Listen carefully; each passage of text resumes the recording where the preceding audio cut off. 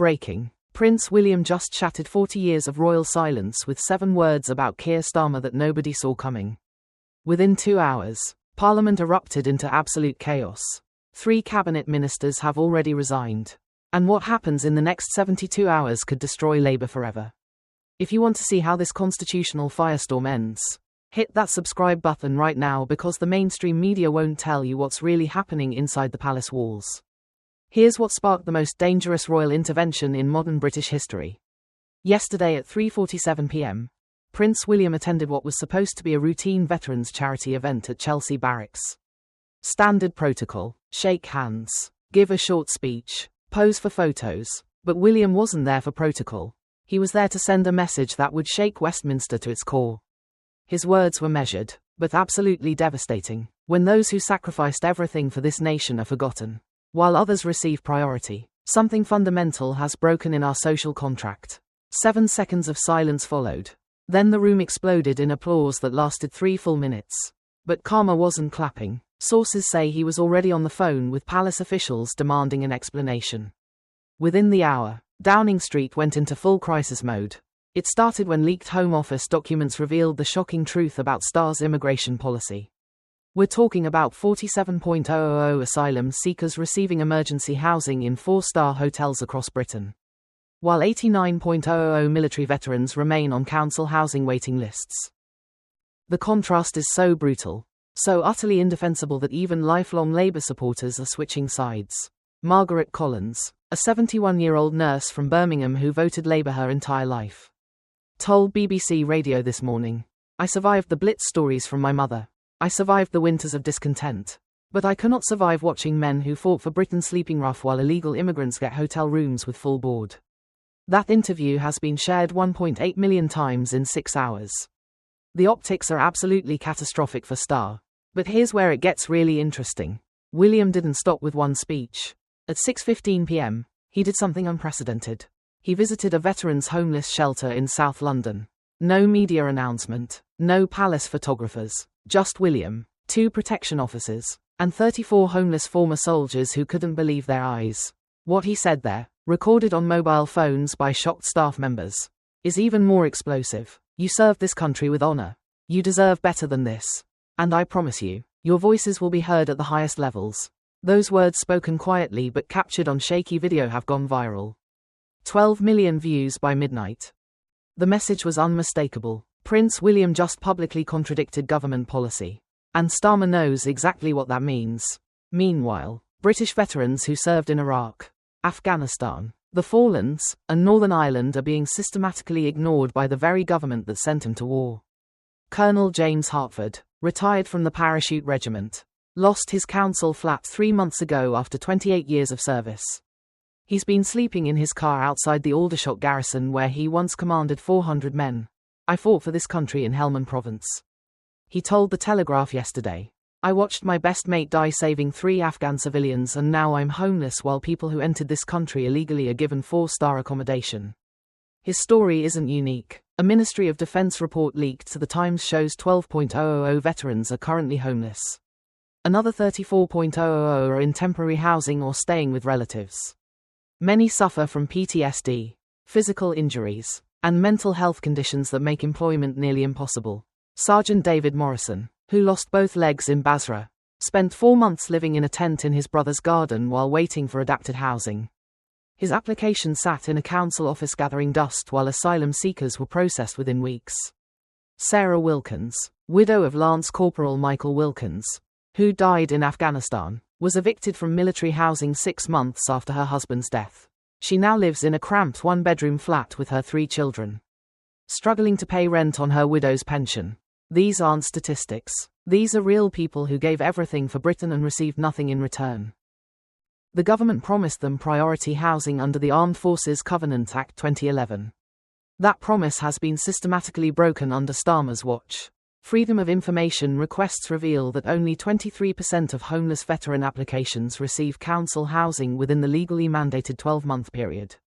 The rest are still waiting, still suffering, still abandoned by the system they defended, while Labour ministers enjoy taxpayer-funded second homes worth millions. We're talking about Angela Rayner's £650 property portfolio.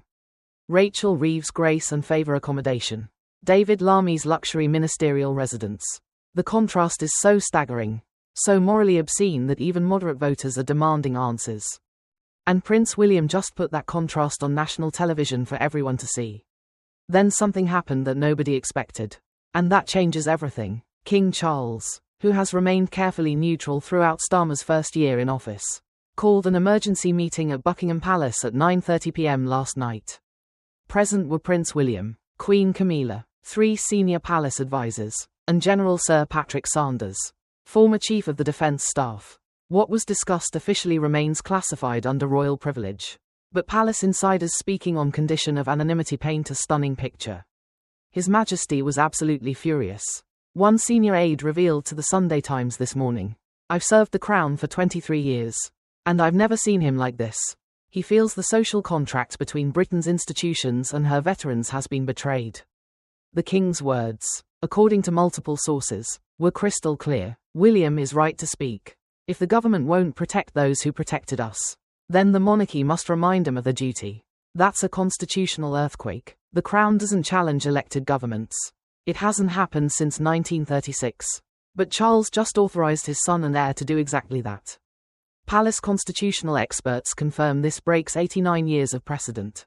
The optics for Starmer are beyond devastating. He's not just fighting the opposition anymore. He's fighting the monarchy itself.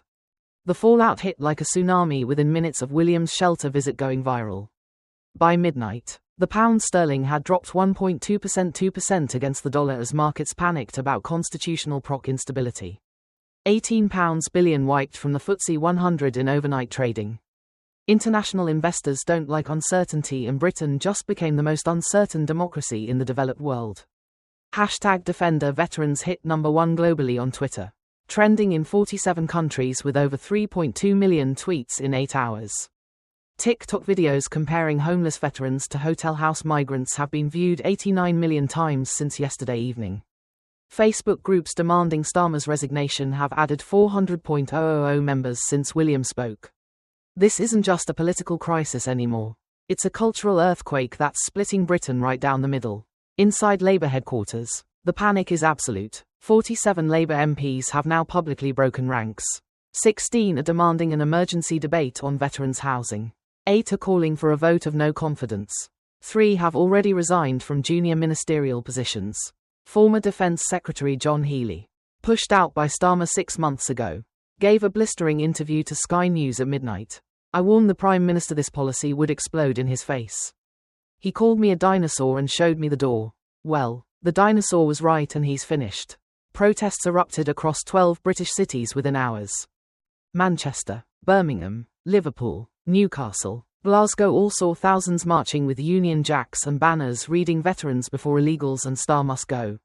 In Leeds, a crowd estimated at 8,000 surrounded Labour Party headquarters chanting William's name.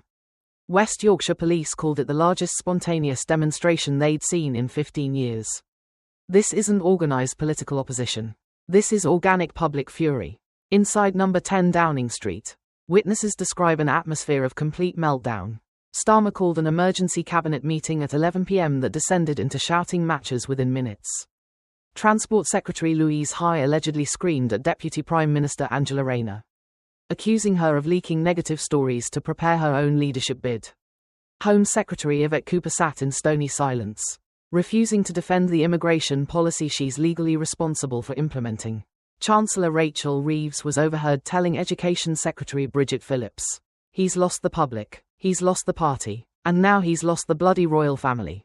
That quote, leaked to The Guardian by 200 a.m., says everything about how isolated Starmer has become. WhatsApp groups among Labour MPs with names like Post-Star Planning and Reset 2025 are openly discussing leadership candidates. The question isn't if they'll move against him. It's how soon they can make it happen without destroying what's left of Labour's credibility. Angela Rayner has already held 3 separate meetings with party donors and union leaders in the past 24 hours. Rachel Reeves met privately with 15 backbench MPs this morning over breakfast at a Westminster hotel. Even shadow cabinet members who publicly defend Starmer are privately preparing for his downfall. One senior Labour MP told Politico, "We're watching a slow-motion car crash and nobody can stop it." William just wrote Starmer's political obituary. But wait, because there's another layer to this cabinet chaos that makes everything even worse.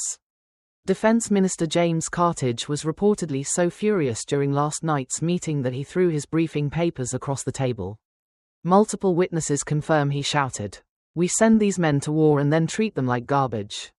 How do you expect me to defend this?" Cartage stormed out before the meeting ended and hasn't been seen at Westminster since. His office refuses to confirm his whereabouts. That's a serving defense minister essentially going AWOL during the worst veterans crisis in modern British history. Environment Secretary Steve Reed was seen leaving number 10 at 1:30 a.m. looking in the words of one Sky News reporter absolutely shattered. He refused all questions, climbed into his ministerial car, and sources say he went straight to his constituency office in South London rather than going home. Why? Insiders claim he's meeting with local Labour Party officials who are threatening to deselect him if he doesn't publicly break with Starmer over the veterans issue. This is a cabinet in total free-all. Ministers aren't defending the Prime Minister anymore. They're defending their own political survival. And every hour, Starmer stays silent. The rebellion grows stronger. But here's the part that could trigger a constitutional crisis that makes everything we've seen so far look like a practice run. Leaked documents obtained by The Telegraph show that Starmer's team discussed using the Civil Contingencies Act 2004 to limit royal public statements during national emergencies. The documents marked confidential PMIs only outline a legal strategy to effectively silence the monarchy if it continues what Downing Street calls political interference. If these documents are real, and legal experts say the language suggests they absolutely are, then Starmer just declared war on the Crown itself. Think about what that means for Britain's constitutional framework. The monarchy has survived for over 1,000 years by staying above politics while wielding enormous soft power. Prime ministers come and go. The Crown endures. But Starmer is trying to change that fundamental equation. He's attempting to muzzle the one institution that most Britons trust more than Parliament. According to a YouGov poll released 2 hours ago, 68% of voters trust the royal family to act in Britain's best interests. Only 23% trust the government. Starmer isn't just fighting a political battle. He's fighting against the emotional core of British identity itself. And the documents allegedly show he knows he's losing. One passage reads, "Without decisive action to contain royal messaging, this government faces an existential threat to its authority. The optics of that would be absolutely devastating if confirmed. A prime minister so desperate to cling to power that he'll attack the monarchy to silence criticism. Even hardcore Labour supporters would struggle to defend that." Meanwhile, Reform UK and the Conservatives smell blood in the water. And they're circling for the kill. Nigel Farage held a press conference in front of the Senate War Memorial at 10 a.m. this morning. The symbolism was perfect. Britain's monument to fallen soldiers. Farage standing with 40 military veterans. Union Jacks everywhere. And his message was brutally effective. Prince William spoke for every decent Briton yesterday. He spoke for our veterans. He spoke for our values.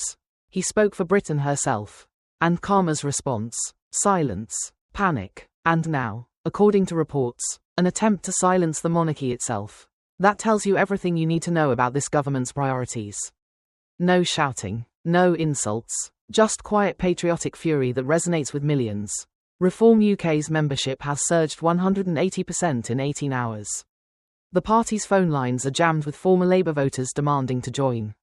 Major donors who previously backed Labour are now writing six-figure cheques to Reform UK. Business leaders who stayed neutral are publicly endorsing Farage. This isn't a protest movement anymore. It's a genuine political revolution happening in real time. Conservative Party leader Kemi Benado speaking from Conservative campaign headquarters was equally devastating. When the future king has to remind the government of its duty to veterans. Something has gone catastrophically wrong. Mr. Starmer has lost the moral authority to govern. The polls tell a story of complete political collapse. Labour has dropped from 38% 2 weeks ago to 29% this morning. The Conservatives have surged to 34%. Reform UK stands at 19%. Their highest rating ever, for the first time in modern history. It's a genuine three-way race. And all the momentum is against Starmer. The next 48 hours are absolutely critical and could determine Britain's future for decades. Tomorrow morning, Prince William is scheduled to attend the Royal British Legion headquarters for what was planned as a routine patronage visit. Palace sources say he's now preparing to make a formal statement about veterans' welfare. If he doubles down on his criticism of government policy, Starmer faces an impossible choice. Respond and risk looking petty and vindictive toward the future king. Stay silent and watch his government's credibility evaporate completely. Either way, he loses. King Charles is scheduled to meet with the Prime Minister for their weekly audience on Tuesday. Constitutional protocol requires the meeting, but multiple sources confirm it will be the most tense encounter between monarch and Prime Minister since Margaret Thatcher's battles with the palace in the 1.980 seconds. 1. Buckingham Palace insider told The Times.